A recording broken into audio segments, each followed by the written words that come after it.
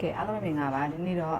အမေ live မှာတွေ့လိုက်တယ်ပေါ့နော် software တစ်ခုနဲ့မိတ်ဆက်ပေးပါမယ်အဲ့ဒီ software နာမည်ကတော့ Wavefu software ဖြစ်ပါတယ်အဲ့ဒီဟာကိုဖွင့်လာတော့လွယ်ပါတယ် Play Store ကိုသွား Wavefu ဆိုတဲ့ဟာလေးကို9ပုံစံလေးဝေလာ9ပါအဲ့ပုံစံလေးအပြအောင်လေးအဲ့ဒါလေးကို download ဒါပြီးတော့လို့ရှိရင်ပြီးလို့ရှိရင်အမှကိုယ့်ရဲ့ user name တို့ကိုထည့်တဲ့နာမည် user name ထည့်လိုက်လွယ်လေးပဲเนาะပြီးလို့ရှိရင် profile ပုံလေးထည့်မယ်သူကဘာလဲဆိုလို့ရှိရင်သူကတခြား platform တွေထည့်ပြီးတော့အားသာချက်ကဘာလဲဆိုလို့ရှိရင်မြန်ဆန်တဲ့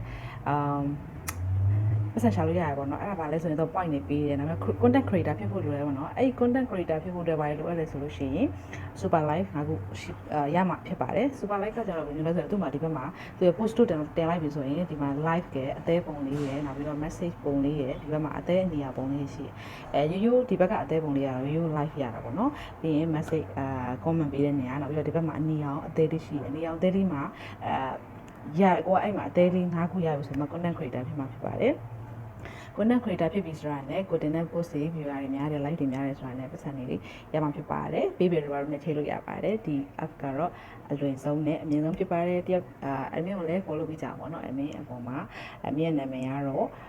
ဒီတူတူပဲပေါ့เนาะ Vine Beauty Libro ဖြစ်ပါတယ်အမြင့်ဒီ app ရဲ့ link ကိုအောက်မှာချပေးထားပါမယ်အားလုံးပဲ try ကြည့်နော်ကျေးဇူးပါတယ် bye